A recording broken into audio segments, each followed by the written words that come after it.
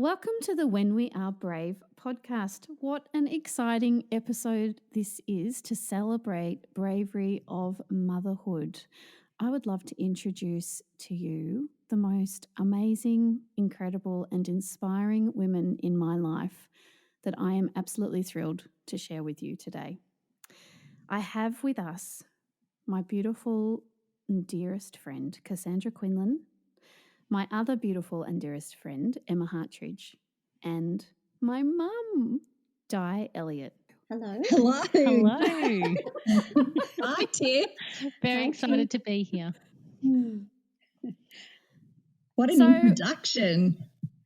Well, you're very special to me, and I am excited to share you all with the world. So, Emma, I would love for you to tell everybody a little bit about what you do as a profession, because I find it incredibly interesting and inspiring, and I'm sure all people out there who are mothers and our male listeners who have mothers or have a wife or a partner who's a mother would love to know about what it is that you do as a profession. Well, I work in a very privileged field. I am so lucky to work with mothers and with children and babies and grandmothers. I am a midwife and also a maternal and child health nurse. I now work in the community as opposed to working in the hospital. And I work with mums and babies, or mums with children up to the age of 5 years of age. And I'm also a lactation consultant, so helping women to breastfeed is one of my absolute passions. And it's often a time that is fraught with challenge, and lots of women underestimate their abilities, and being someone who can give people a confidence boost and say, you got this, you can do it, makes a really big difference, I think. So I am privileged to be a part of people's lives. And you're also a mum too, aren't you? I am. I'm a mum to 2 crazy children and a menagerie of animals. That is very true. Cassandra, you used to have a menagerie of animals. Tell us I a little bit did. about you. When the kids were little, we used to have a lot more animals, but not so much today. So my story is a little bit different. I'm talking more about my personal life. I have 2 beautiful children, but I'm going to focus today on my youngest child, who is incredibly amazing. And I support him through a lot of amazing different areas in life. One of them being that he is transgender. He also has a chronic illness, and we've just recently had a new diagnosis. Woohoo! Because of the chronic illness, he has an eating disorder. So we have a lot going on in his life, and so I'm going to talk about the ways that we support our children through life. Yeah, he is amazing. He's absolutely amazing. And my mum, so you're the grandma on the show today. You have 3 beautiful grandchildren. 2 of them are mine. Yes. Yes. So my name's Di, not just Tiff's mum. So I'm Di, and I've been a businesswoman practically my whole life, but my greatest achievement is being a mother to 2 beautiful adult children and 3 grandchildren. I'm on the other side of 60 now, the not so good side.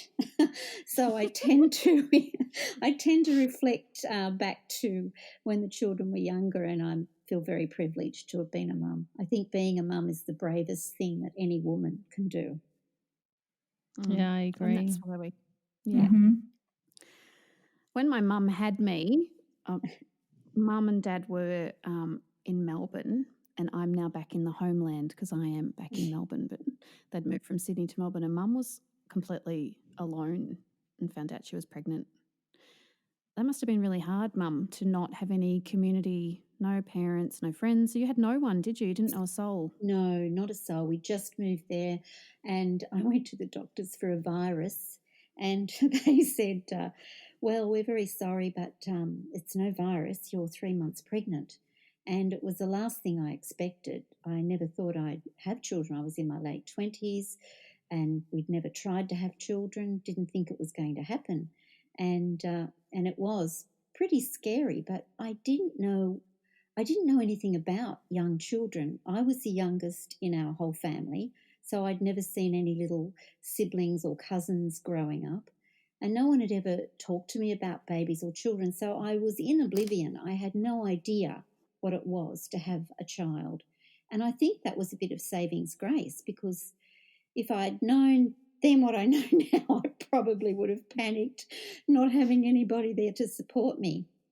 But, for some strange reason, it clicks in. Motherhood, when you have a baby, it's the most miraculous thing you'll ever do.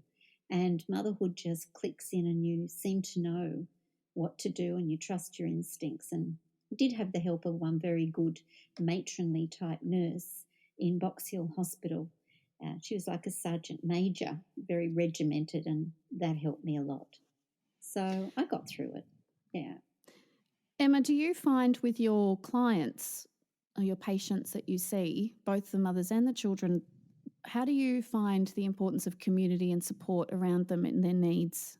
And how does that inspire them to be brave as mothers? And are you matronly? I don't think you are.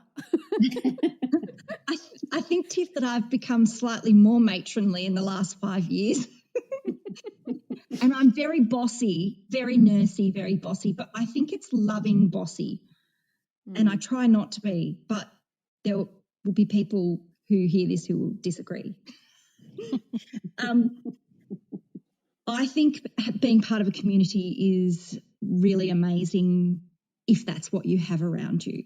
And I think that being support for other people within your community and gaining support from your community is completely beneficial. I think, when we run new mums groups, we see the mums are desperate to see other people who are in the same baby bubble as them. And so they have an understanding of what is happening in their lives and what it's like to really feel tiredness for the first time ever. Where before you have a baby, you thought you knew what tired was.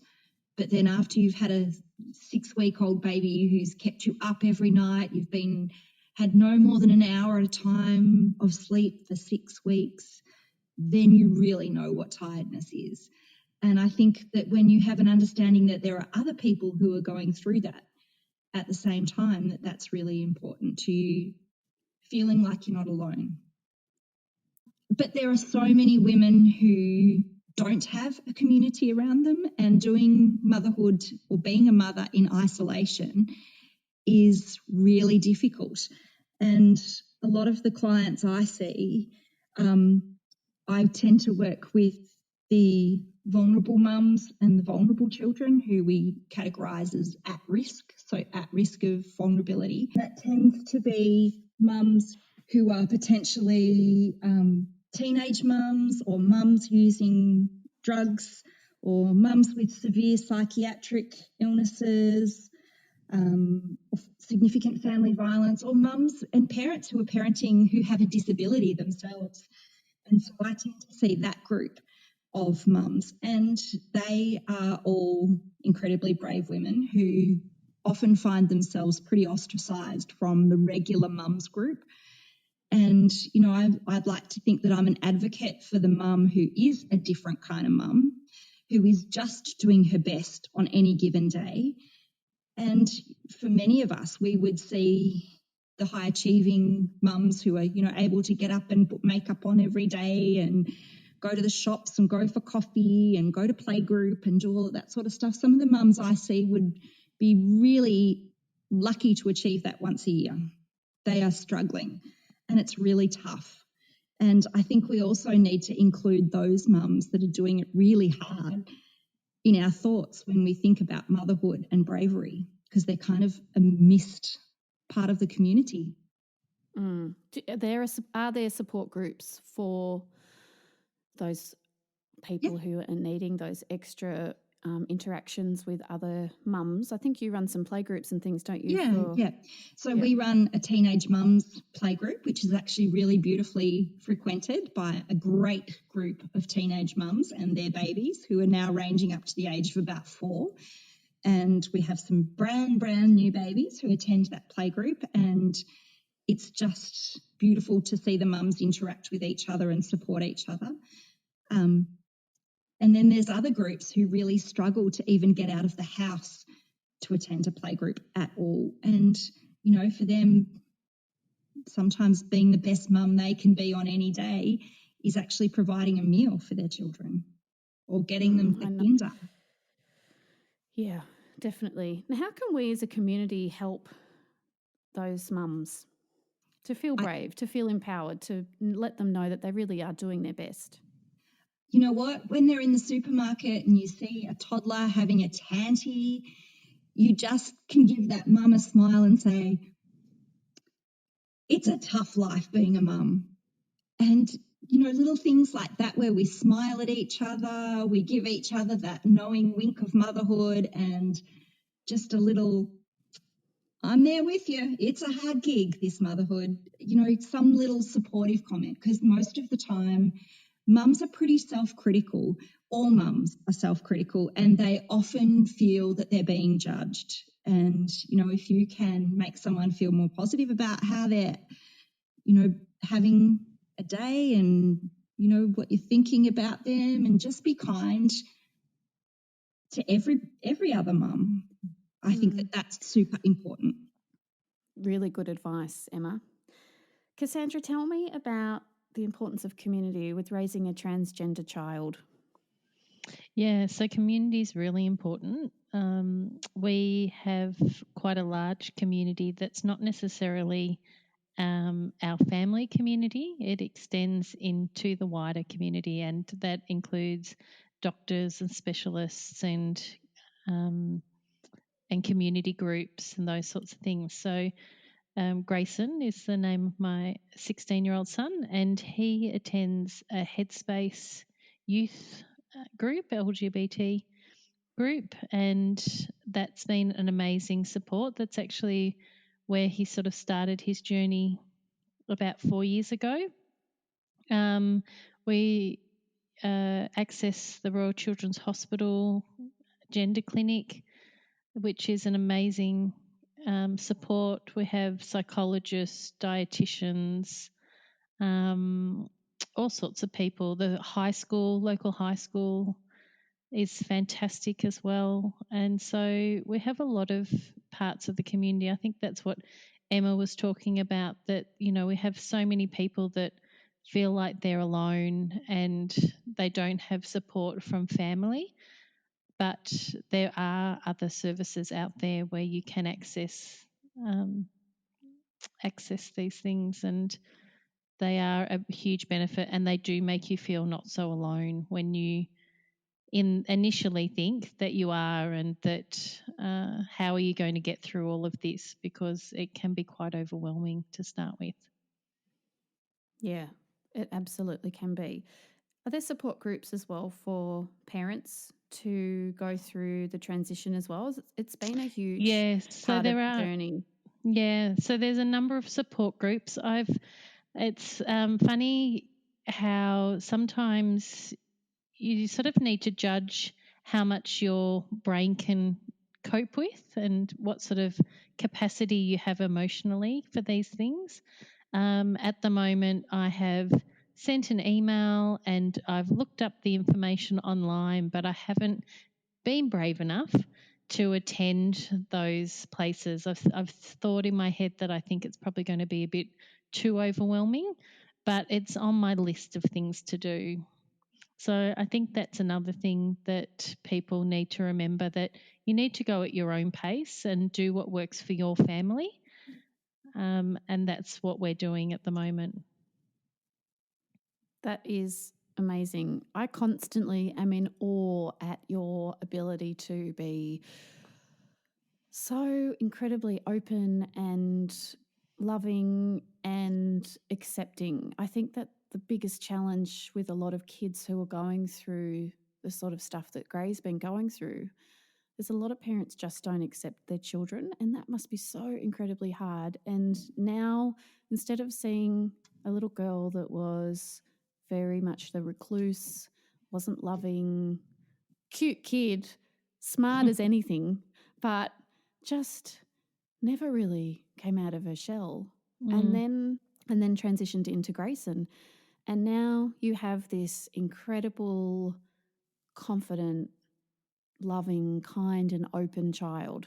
And to Yeah, see the and difference is amazing. yeah, and that's what Di talked about right at the beginning, was growing with your children, and how you just sort of, being a mother sort of kicks in. And I really feel like that's sort of what happened. So many people say to me, I don't know how you do it, but when you're living it and you see how unhappy your child is, and then as they make the changes, you see them flourish into this happy, beautiful child, you can't help but want to give them what they need to thrive. And that's exactly what Di was saying at the start, that, you pretty much do anything for your child, and you want to do the best for them, and that's what you end up doing.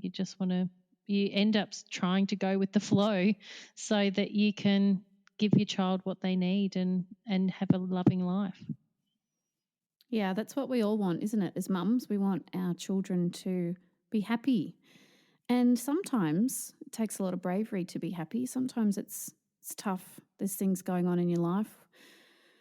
Sometimes, you're sick of toddler tantrums and you're tired, or you're sick of teenagers who won't do their homeschooling work, or the current situation, or whatever's going on in your world. Sometimes it's really, really challenging to face what you need to do as a mother. And I know me personally that being a mother is my number one priority. And so when things happen or we need to take a step in the direction of assisting and helping our children, that always is the first thing that I try and do as a mother. So tell me, in all of our bravery as facing the challenges of motherhood, what have been some of your biggest fears about the job that you're doing as a mother? And what have you done to overcome or move through that fear as a mother so that you can live your best and bravest life, and that your children can live their best and bravest life? Mum? Look, I would honestly say that setting an example and living your own truth, and having the children see that you live your own truth, is a huge thing for children to learn, that it's okay for them to live their own truth. And if they trust you, they trust that you are who you are, they know they can come to you, then you'll find that life will be a lot easier, that they'll trust that they can come to you when they need to, because you've been authentic with them. They can then be authentic with you. And you go through lots of ups and downs when they go through teenage years and all sorts of dramas, and you think, oh my goodness, I never thought it'd come to this. But, if you teach them, I think, or if you show them from the beginning, they come back. They'll go through that terrible teenage rebellious years, and then they come back to the person that they were in the younger years. So it's all about loving them from your heart and being authentic with them, so they too can be the same with you, and not to judge them. We all make mistakes. To sit down and keep communication lines open with them, get to know their friends, and that's to do that is to be a brave parent, to go out there and put yourself out there and mix in with the kids. Like for you, we used to go to Rockestedford with your school, and I know that all the parents benefited greatly from going to that, and so did the kids. Oh man, I wish they still had Rockestedford. Wasn't that great fun? It was so good. It was, and it taught kids that they can get high on life by just having fun. So that was a great thing to do. So yeah, and it's brave to do that, being a parent. You don't, kids will some say, oh, that's my mother, she talks too much or she's too loud, and you've got to step out of that and go, no, I'm going to be here, I'm going to do this, and that takes bravery. Yeah, it sure does. I know that my son in particular hates it when I dance in the aisles at the supermarket, but I love it. I think you hated it when I used to do that too. That's it. And we do it together now, which is even lovelier. It's funny. Fabulous. And Emma, what about you? How do you think women move through their fear as being a mother, and how do they overcome it? What tools do you think women use in that area?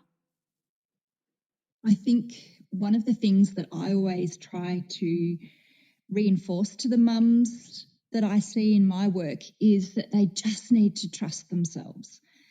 And I say, trust yourself to get it right. You know your baby better than anybody else knows your baby, and you will know if this baby is sick. You will know if you need to seek further support from someone about something. So just trust yourself.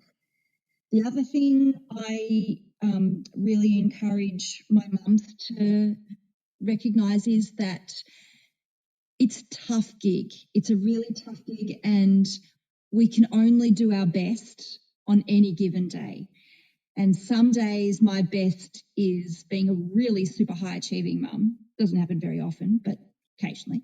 And then there's other days where I think, oh my goodness, I completely screwed up today. I'm going to make my children a complete screwball. And I've embarrassed them and I'm so cringe and all of those things that your teenage children tell you. But I think it's really important to just realise you're just doing your best for today.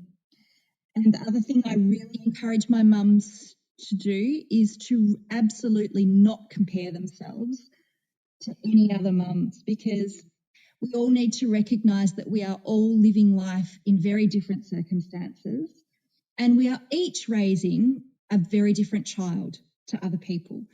And you know your child and you know what is best for them and you know what is best for your family, and you need to trust yourself to get it right.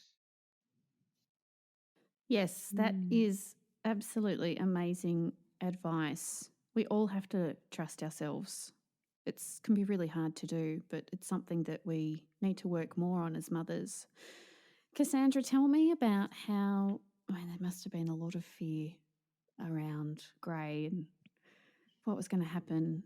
And I know that you work so hard in moving through that fear and the challenges and his health issues and now new health issues. And, he's not the healthiest of children, but he is healthy compared to some other kids.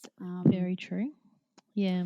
So I think Not that we're comparing. We're not that we're comparing here. comparing, not Not that we're comparing. comparing, but we're being grateful.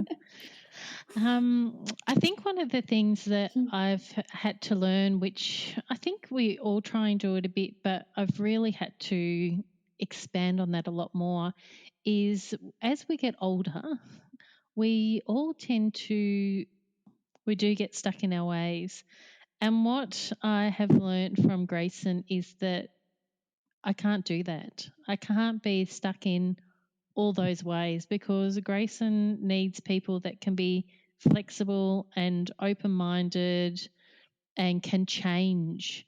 We need to adapt and change to Grayson's needs, as far as medical needs go, emotional needs, all sorts of things. And so it's been a real challenge for me to be more open-minded and be more open to change and be flexible with routines and all those things. And that has been a benefit in the end for all of us. And it's flowed through to the rest of my life, because then when you're more open-minded in one part of your life, you then start to become more open-minded in other areas of your life. And it has brought us more joy and more happiness and contentment, but it has been a challenge to be able to do it in the first place. I think you're one of the most open-minded people that I know. And you have always been. It takes work to be in that place. Yeah. Yeah. And it takes a lot of bravery, it takes guts and courage, and you need to be in the space where you're not judging yourself either for the choices that you're making and how you're supporting your children, and not Yeah. having a go at yourself as a mother. I think that's another thing that we do as mums. We have that little voice in our head that says to us, oh, you should be doing this better. Just like Emma was saying about, some days we put the makeup on and other days we don't put the makeup on. I'm doing this podcast in my slippers. Yeah, I want to say that about what Emma said as well, that, I can be very open-minded, but it does take a lot of work. And I think when other people see you, they think, oh, she does that so easily. And why does she do it so easily? And it's not fair because I can't do that. But it takes work for all of us to be a mum and to do all the things we do. And just because when we step out the door, we make it look easy, it's definitely not easy. We all have those battles going on in our heads. Yeah, we all do. We absolutely all do. I know I do. I was listening to you, Cassandra, and thinking about one of the bravest things you do as a mum is sometimes apologise to your children for your shortcomings or for messing something up or forgetting something, like a sporting contest that they were doing at school that you should have been there to see them swim, or, just generally not prioritising them. And I think it's super important to be able to go to your children and say, hey, I'm really sorry about what happened today, and I didn't do what I needed to do for you, and that must have been hard for you, and I'm really sorry, and I will work on it. I think learning to give a proper apology to people is really important, and I think it's massively brave to do that. And I think it helps our children to realise that we are all flawed, we all make mistakes, but you can have a go at repairing by apologising and giving that love and affection on top of it. Yeah, to know that it's okay to make mistakes. And like Mum said before, leading by example, I know my mother and I had some absolute ball-tearing fights when I was a teenager. And I'd forgotten about them. Thank you. And you're right, because we worked really hard at the making up and knowing that you're going to grow from the experience, that everyone's going to be able to move on. The world has not ended and that it's all going to be okay. It's really important to know that everything is going to work out and it's going to be okay. Mm. Yeah. My other question that I love to ask all of my guests, and I think this is such a wonderful opportunity to share your wisdom and your insight into your bravery of motherhood. What tools have you used to help you live your best and bravest life, but in particular in mothering? Mum? Oh, that's a biggie. Because I've got so many years under my belt. I guess You can also talk about tools you've used as a grandma too, because I think you live a long way away from us. So, and from your other grandchild as well. We're all spread across the country. So I think there's lots of different avenues you could take this question. Yes, absolutely. Well, being mindful of other people in your life and considering what they're going through, because I've already been through a lot in my life. And the tools I've used to get to this stage in my life is a lot of meditation and personal growth work, which hasn't been easy. You've got to be very brave to look at yourself. You may not always like what you see, but you've got to be prepared to change it. As Cassandra said, you go out the door and people say you do that so easily, but really it takes a lot of work for someone to look that it's been easy because they've obviously put the work in. And being a mum is a very, very hard job. It's the hardest job I think anyone could ever do, but it is also the most rewarding. And when you get to that space where your children have all grown up and they've got a wonderful life themselves, you can sit back and then you can pat yourself and say, well, I didn't do too bad a job. So I'm in a different age group to your other ladies that are chatting, because you're going through families now, whereas I'm a grandma. And we get to have the children come and spend time with us, and then we give them back to you. We don't have to do the hard yards that you have to do. But of course, we're always there to help guide them. I had a very beautiful grandmother who had died probably just over 18 months ago now. She was a very, very wise woman. I heard all about and her. She was my beautiful. Mopsy, yeah. And I asked Mopsy one day when I was having a particularly difficult day, oh my gosh, how old are they before you stop worrying about them? And she looked at me square in the eyes and she said, Emma, your mother is 70 and I still worry about her every day. It never ends. I'm always a mother. It doesn't. You never stop worrying about them. So maybe it's never ending, and it's just once you're a mum, you're always a mum. Yes, you can't really change it. That's true. Yeah. So do you have any other tips, Emma, or tools in how to be brave and live your best and bravest life as a mum? I encourage the mums I see, and I know I did this myself when my children were very young, is to stand in front of the mirror every day, look at yourself and say, you just can only do your best today. You can only do your best today. And you are a good mum. You are a good mum, is what I used to say to myself to make myself feel more confident in my abilities, and because it is a really tough gig. And I had high expectations of myself. When I had my first baby, I had been a midwife for 10 years and was already a maternal and child health nurse, and had, at that point, I thought I knew everything. I thought it would be dead easy. And then this baby came along and I realised I knew nothing. And I remember saying to my husband, crying my eyes out, how do people who aren't midwives and maternal and child health nurses do this? Because it's hard enough when you already know some stuff. And it's a big gig that is just so overwhelming at times that you just need to break it down and just do the best today.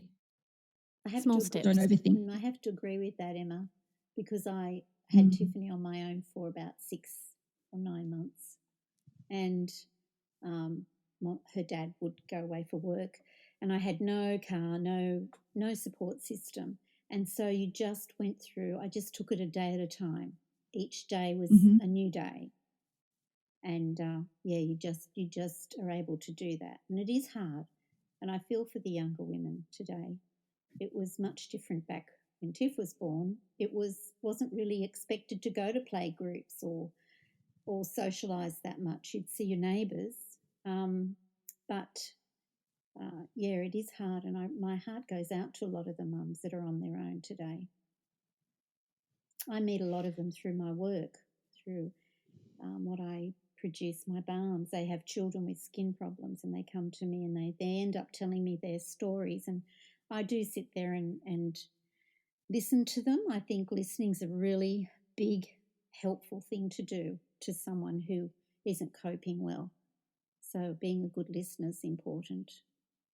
And you have to be brave to do that, because we all want to say, well, I remember when I did this or I did that. But just to be silent and listen to another is a good thing to do. Cassandra, do you have any tools? Yeah, you've got so many tools under your belt. Yeah, she sure does. Yeah, I love the listening, Di. I think that's such a good piece of advice.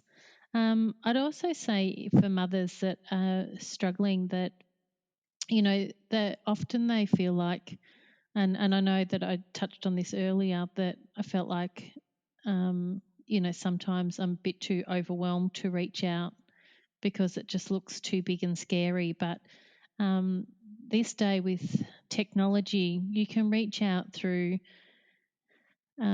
text messages, and you can reach out through social media, and there's hotlines, and there's GPs, and there's friends, and there's so many ways that you can start to reach out to just have conversations. They don't always have to be professional. They can just be someone to listen to you. And so often I hear people say to me, and particularly through this COVID and isolation time where people are saying, I feel so alone and so lost and I've got no one to talk to. There is always someone to talk to, and there's always someone out there that can help. It's just a matter of taking that first step, and it doesn't really matter what that step is. It's just working out what's best for you. But there are a lot of tools out there, and there's a lot of people that care, and there's a lot of people that want to help other people. It's just a matter of taking that little step. And you have to be quite brave to do that. It takes a lot of courage. Quite brave. It's so brave. It's huge. It's just so massive. Even just sending a text message or responding to something on a social media page can be so overwhelming. But once you start and you make that connection and you feel like you're not so alone, it will make a massive difference in your life. Yes, I agree Absolutely. with that. Yeah. Absolutely. And I just had another great idea because I'm like the woman of ideas. She's an ideas girl.